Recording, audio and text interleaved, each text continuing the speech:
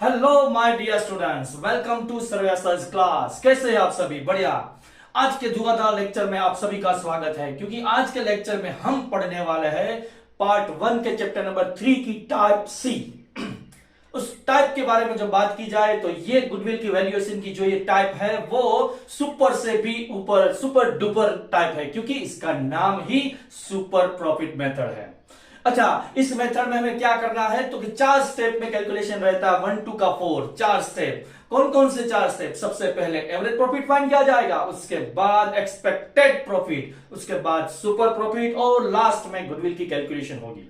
मतलब ये जो टाइप है उस टाइप में 4 स्टेप रहेंगे और एकदम बिल्कुल इजी सी ये टाइप है। चलो इसके बारे में जानते हैं। क्वेश्चन जो है इस टाइप का आपकी एक्सरसाइज में क्वेश्चन नंबर 8 पेज नंबर 105 पे दिया गया है, राइट। तो मैं क्वेश्चन रीड करता हूं, ये बोर्ड पे थोड़े से डिटेल लिखी गई है उसकी।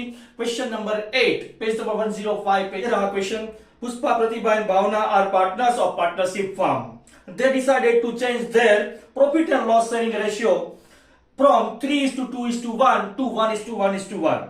अच्छा, ये जो गुडविल के चैप्टर में आपको ओल्ड रेशियो और न्यू रेशियो जो दिया जाता है वो बिल्कुल काम का नहीं है, क्योंकि यहां पे किसी भी टाइप में आपको रेशियो रिलेटेड कोई कैलकुलेशन नहीं करना है, राइट। ओके, चलो आगे बढ़ते हैं। Therefore, they decided to make the valuation of goodwill। इस वजह से वो P&L रेशियो को चेंज करना चाहते हैं, इस वजह से वो गुडविल की वैल्यूएशन करना चाहते हैं। ओके, कोई बात नहीं। On the basis of partnership firm, profit and other information determine the value of goodwill on the basis of 3 years purchase। ये वर्ड आपको ध्यान में रखना है, 3 years purchase, क्योंकि जब भी आप गुडविल की कैलकुलेशन करेंगे तो उस टाइम आपको सुपर प्रॉफिट को इसी 3 इयर्स से मल्टीप्लाई करना होगा। ओके और कहा गया है 3 years purchase of super profit method. अच्छा, यहां पे आपको क्लियरली मेंशन करके देते हैं कि आपको सुपर प्रॉफिट मेथड से ही गुडविल की वैल्यूएशन करनी है। क्वेश्चन कुछ इस तरीके से हमारे सामने ये रहा। यहां पे क्वेश्चन नंबर 8 में देख सकते हैं, सबसे पहले हमें 3 इयर्स के जो प्रॉफिट है उसको डेटा दिया गया। 3 इयर्स के जो प्रॉफिट है वो किस तरीके के हैं, सबसे पहले हमें ध्यान देना है। यहां पे जो भी प्रॉफिट दिया गया है वो 2014, 15, 15, 16, 16, 17 इस तरीके से हमें सीक्वेंस में ही प्रॉफिट दिया गया है। ओके, उसके साथ प्रॉफिट की अमाउंट चेक की जाए तो 80,000, 70,000 और 90,000। मतलब प्रॉफिट है उसमें फ्लक्चुएशन है। 80,000 में से वो डाउन होके 70,000 हो गया, 70,000 में से फिर अप होके वो 90,000 पे पहुंच गया। मतलब यहां पे हमें जो सबसे पहला स्टेप करना है वो है एवरेज प्रॉफिट। अच्छा, ये एवरेज प्रॉफिट हम सिंपल एवरेज प्रॉफिट मेथड ही अप्लाई करेंगे। तो वैसा क्यों भाई? क्योंकि आप देख सकते हैं कि प्रॉफिट है उसमें फ्लक्चुएशन है, अप डाउन है, तो सिंपल एवरेज प्रॉफिट से हमें यहां पे सबसे पहला स्टेप एवरेज प्रॉफिट फाइंड करना है। सेकंड थिंग हमें क्या करना है तो कि एक्सपेक्टेड प्रॉफिट फाइंड करना है। ओके, एक्सपेक्टेड प्रॉफिट करेंगे और उसके बाद है वो सुपर प्रॉफिट मिलेगा और लास्ट में गुडविल। देखते हैं 1 by 1 स्टेप की कैलकुलेशन क्या रहेगी। ओके, चलो सबसे पहले हमें क्या करना है वो यहां पे यदि आपके पास कैपिटल एम्प्लॉयड दी गई है डायरेक्टली तो आप यूज कर सकते हैं, लेकिन यदि आपके पास कैपिटल एम्प्लॉयड नहीं है तो क्या करेंगे आप? तो कैपिटल एम्प्लॉयड फाइंड करनी पड़ेगी। अच्छा, वो कैसे फाइंड करेंगे? अच्छा, उसके लिए मैं हूं ना, किस तरीके से फाइंड करेंगे? आपको क्या करना है, कैपिटल एम्प्लॉयड और कुछ नहीं, सिर्फ कैपिटल ही है। आपकी फर्म में जो भी कैपिटल इन्वेस्ट हुई है उसी को तो कैपिटल एम्प्लॉयड कहा जाता है। तो किस तरीके से फाइंड करेंगे? मतलब टोटल असेट में से आप टोटल लायबिलिटी को निकाल देंगे, माइनस कर देंगे, जो भी आंसर आता है उसको कहेंगे कैपिटल एम्प्लॉयड। यहां देख सकते हैं हमारे जो डेटा दिया था उसमें टोटल असेट दी गई है 6 लाख रुपीज, लायबिलिटीज 2,50,000 है और एक्सपेक्टेड रेट ऑफ रिटर्न भी 10% दिए गए हैं और 3 ईयर परचेज मैंने नोट डाउन कर लिया है क्योंकि मुझे आगे जाके कैलकुलेशन में उसे अप्लाई करना है। ओके, सबसे पहला स्टेप एवरेज प्रॉफिट। 4 स्टेप में ये क्वेश्चन है, वो डिवाइड हो चुका है। 4 स्टेप, कौन कौन से 4 स्टेप थे? पहला स्टेप है वो है एवरेज प्रॉफिट, सेकंड वन है एक्सपेक्टेड और थर्ड वन है super profit and last one जो है वो है गुडविल। सबसे पहला स्टेप ये है एवरेज प्रॉफिट का। चलो एवरेज प्रॉफिट फाइंड करते हैं। यहां पे हमें एवरेज प्रॉफिट है वो सिंपल एवरेज प्रॉफिट मेथड ही अप्लाई करनी है। तो डायरेक्ट फॉर्मूला अप्लाई करेंगे, average profit is equal to total profit divide by number of years. इस तरीके से यहां पे हमें एवरेज प्रॉफिट फाइंड करना है। ओके, टोटल प्रॉफिट क्या रहेगा? तो टोटल प्रॉफिट इस तरीके से आपको फाइंड करना है, 80,000 plus 70,000 plus 90,000 divide by 1 2 3 divide by 3 लिखेंगे, राइट। इन सभी का टोटल करके डिवाइड बाय 3 करेंगे तो आपके पास आंसर आ जाएगा। एवरेज प्रॉफिट है वो हो जाएगा, टोटल मिला के 2,40,000 हुआ, डिवाइड बाय 3 किया आपने, तो आपका जो आंसर है वो एवरेज प्रॉफिट रहेगा 80,000। ये आपका एवरेज प्रॉफिट है। ओके, एवरेज प्रॉफिट मिल गया। अब हमें एक्सपेक्टेड प्रॉफिट फाइंड करना है, तो भाई उसकी फॉर्मूला क्या है? चलो थोड़ा रिकॉल करते हैं थियरी को। एक्सपेक्टेड प्रॉफिट किसे कहते हैं कि आपने आपकी जो फर्म है उसमें जितनी भी कैपिटल इन्वेस्ट की है और उस इन्वेस्ट करने के बाद एंड ऑफ द ईयर आप चाहेंगे कि आपको उसमें से थोड़ा बहुत रिटर्न मिले। जैसे मान लीजिए कि कोई एक मशीनरी में इंट्रोड्यूस कर रहा हूं बिजनेस में, 5 लाख रुपीज की मशीनरी है, तो कम से कम 10% हिसाब से उसमें से 50,000 रुपीज का प्रॉफिट या उसमें से अर्निंग मुझे मिलनी चाहिए। तो कहा जाएगा कि ये जो असेट मैंने इन्वेस्ट की है उसका एक्सपेक्टेड रेट ऑफ रिटर्न 10% है। मतलब उस अमाउंट जो उसमें हमारी ब्लॉक हो चुकी है उसमें से रिटर्न हमें एवरी ईयर 50,000 के हिसाब से मिल रहा है। तो इसी तरीके से यदि आप कोई भी फर्म है या कंपनी है, आप कैपिटल को इन्वेस्ट करते हैं तो बाद में आपको ये देखना पड़ता है कि वो इन्वेस्ट की गई कैपिटल हमें कौन से रेशियो से रिटर्न मिलने वाली है। तो उसी को कहते हैं एक्सपेक्टेड रेट ऑफ रिटर्न। मतलब इन्वेस्ट की गई कैपिटल को रिटर्न किस रेशियो से मिलेगी उसको कहते हैं एक्सपेक्टेड रेट ऑफ रिटर्न, जो कि यहाँ पे 10% दिया गया है। हाँ, लेकिन हमारे पास यहाँ पे एक्सपेक्टेड प्रॉफिट के लिए कैपिटल एम्प्लॉयड की रिक्वायरमेंट रहेगी। तो कैपिटल एम्प्लॉयड हमारे पास नहीं है। चलो उसकी कैलकुलेशन कर लेते हैं। कैपिटल एम्प्लॉयड किस तरीके से फाइंड किया जाए? कैपिटल एम्प्लॉयड किस तरीके से फाइंड किया जाएगा? Total asset minus total liability. ये रही आपके पास असेट की amount, assets minus liabilities, assets minus liabilities. Asset की अमाउंट है वो 6 लाख रुपीज है, माइनस जो लायबिलिटी की अमाउंट है वो है 2,50,000। दोनों को माइनस करेंगे तो आपका आंसर हो जाएगा 3,50,000 रुपीज। ये 3,50,000 है वो है आपकी कैपिटल एम्प्लॉयड।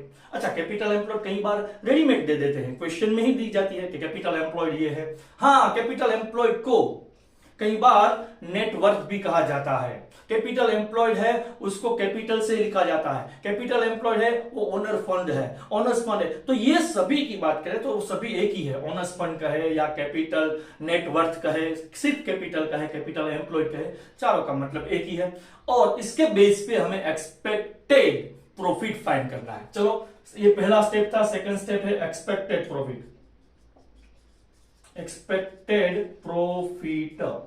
अच्छा, ये एक्सपेक्टेड प्रॉफिट किस तरीके से फाइंड करेंगे? तो आपकी जो कैपिटल एम्प्लॉयड है, capital employed into expected rate of return, expected rate of return.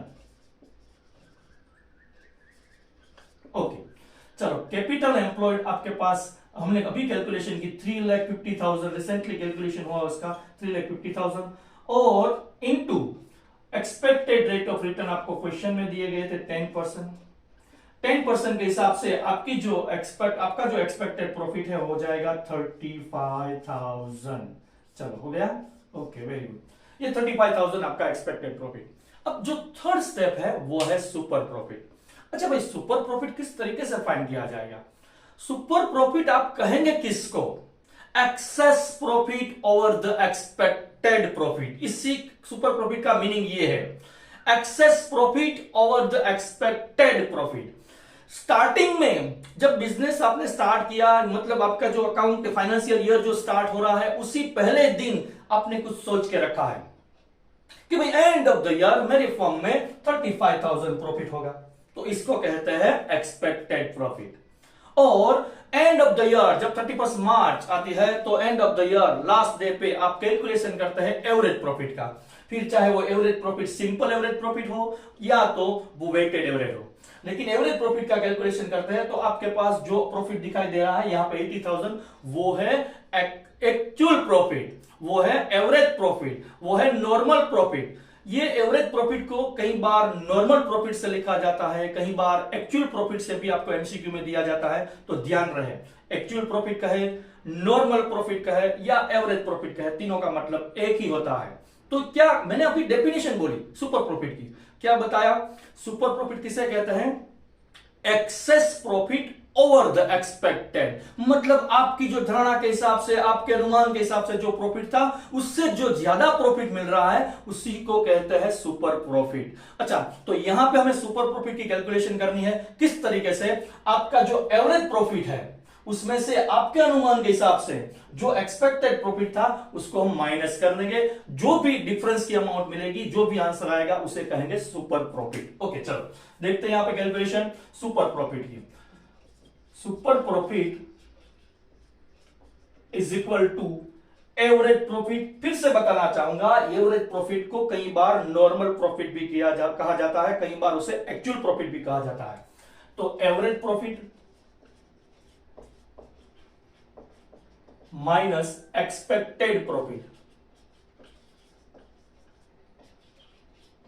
Right, ये आपका नॉर्मल प्रॉफिट है, जो कि एवरेज प्रॉफिट यहां पे लिखा 80,000। उसमें से आपको माइनस करना है क्या? 35,000। तो जो आपका आंसर है हो जाएगा, इसमें से माइनस करेंगे 45,000। ओके, ये जो 45,000 है ये हो गया सुपर प्रॉफिट। अब क्या करना है? अब लास्ट स्टेज जो हर एक मेथड में, फिर चाहे वो सिंपल एवरेज प्रॉफिट मेथड हो, फिर चाहे वो वेटेड एवरेज प्रॉफिट में हो, या तो सुपर प्रॉफिट मेथड हो, तीनों में गुडविल की कैलकुलेशन एक ही तरीके से होती है। कैसे? मान लीजिए कि सिंपल एवरेज मेथड है तो उसमें गुडविल इज इक्वल टू क्या रहेगा? Average profit into number of year of purchase. यदि वेटेज, जब हमने लास्ट रिसेंटली जो लास्ट वीडियो में हमने टाइप बी कंप्लीट की वेटेड एवरेज प्रॉफिट, उसमें भी गुडविल की फॉर्मूला क्या थी?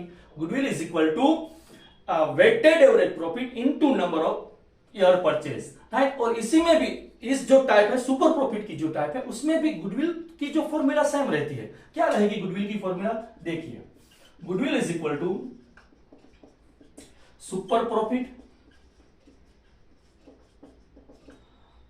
into number of years of purchase,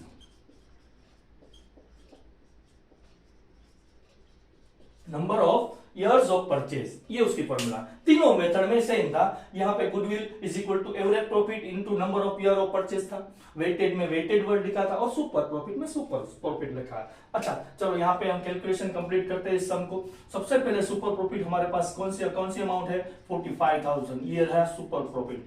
super profit into number of years of purchase, मतलब वो आपको क्वेश्चन में देते हैं इस तरीके से 1 2 3 है, ऐसे नहीं लेना है, वो तो आपको क्वेश्चन में देते हैं। कई बार ये प्रॉफिट 5 इयर्स का हो सकता है, 6 इयर्स का हो सकता है, लेकिन नंबर ऑफ ईयर परचेज आपको दिए गए हैं 3, तो मतलब 3 से ही मल्टीप्लाई करना है। तो इसको कैलकुलेशन करेंगे तो हो जाएगी अमाउंट 1,35,000। ये फाइनल आंसर हो गया इस मेथड का, इस सम का, इस शॉर्ट सम का। 4 मार्क का सम है, सेक्शन डी में पूछा जाता है, राइट। तो इतनी बिल्कुल इजी सी। हाँ, ये टाइप थोड़ी लेंथी है क्योंकि यहाँ पे 4 स्टेप में कैलकुलेशन होती है। सबसे पहले यदि आपके पास कैपिटल एम्प्लॉय नहीं है तो पहला स्टेप तो वो करेंगे कि कैपिटल एम्प्लॉय फाइंड कर ले। उसके बाद एवरेज प्रॉफिट के बाद आप एक्सपेक्टेड प्रॉफिट फाइंड करेंगे। एक्सपेक्टेड प्रॉफिट आपके हाथ में आने के बाद आप करेंगे सुपर प्रॉफिट की कैलकुलेशन। सुपर प्रॉफिट यदि आपके सामने आ गया तो बाद में लास्ट में आप गुडविल की कैलकुलेशन करेंगे। बिल्कुल इजी सी, और ये टाइप एकदम इजी सी, थोड़ी लेंथी थी लेकिन इजी टाइप थी, इसीलिए इस टाइप को सुपर और सुपर डुपर और डुपर से भी ऊपर सुपर डुपर टाइप कहा जाता है, क्योंकि इस मेथड का नाम ही सुपर प्रॉफिट मेथड है, राइट। बिल्कुल सुपर मेथड है। कैलकुलेशन थोड़ी ज्यादा है लेकिन स्टेप बाय स्टेप कैलकुलेशन करेंगे तो बिल्कुल इजी है। हाँ, और एक चीज बता दूं कि यहां पे ऐसा कोई सीक्वेंस में ऑर्डर में कैलकुलेशन करने की जरूरत नहीं है कि सबसे पहले आप कैपिटल एम्प्लॉयड को ही कैलकुलेट करें, उसके बाद एवरेज प्रॉफिट को ही कैलकुलेट करें, उसके बाद एक्सपेक्टेड प्रॉफिट। हाँ, लेकिन स्टेप बाय स्टेप जिसकी रिक्वायरमेंट है वो आपको पहले करनी पड़ेगी। जैसे कि यहां पे आपको सुपर प्रॉफिट चाहिए तो सुपर प्रॉफिट की कैलकुलेशन नहीं कर पाएंगे। क्यों? क्योंकि आपके पास एवरेज प्रॉफिट और एक्सपेक्टेड प्रॉफिट होना ही चाहिए। यदि वो कैलकुलेशन आपके पास नहीं है तो आप सुपर प्रॉफिट की कैलकुलेशन नहीं कर सकते। आप यदि चाहे तो कैपिटल एम्प्लॉयड पहले फाइंड कर सकते हैं, ये भी कैलकुलेशन हो सकता है, राइट। इसी तरीके का जो इलिस्ट्रेशन है आपकी टेक्स्ट बुक में, इलिस्ट्रेशन नंबर 6 और 7, दो इलिस्ट्रेशन यहाँ पे आपकी टेक्स्ट बुक में दिए गए, इसको आप उसका रिवीजन कर लीजिए, थोड़ी सी प्रैक्टिस कर लीजिए, बिल्कुल इजी सी टाइप थी। और एक बात मैं फिर से कहना चाहूंगा कि यदि आप इस चैनल पर नए हैं तो इस चैनल को सब्सक्राइब कर लीजिए, दबा के लाइक कीजिए, और हो सके इतना अपने फ्रेंड और रिलेटिव्स को बीच आप इस चैनल को, इस वीडियो को शेयर कीजिए, राइट। और एक चीज, मेरी जो टेलीग्राम चैनल है वहां से आपको इस टॉपिक से रिलेटेड नहीं, पूरे अकाउंट्स के रिलेटेड कितने सारे लिथो मॉड्यूल्स और प्रिंटेड मटेरियल आपको पीडीएफ के फॉर्म में मिल जाएंगे। उस चैनल, जो टेलीग्राम चैनल है, उसका भी नाम यही है, सर्वया सर्च क्लास। आप एक बार डिस्क्रिप्शन में ये लिंक दी गई है, उस लिंक को ओपन कीजिए, वहां से आपको पीडीएफ और सारी मटेरियल्स, पेपर सेट वगैरह सब कुछ मिल जाएगा, right. Thank you very much to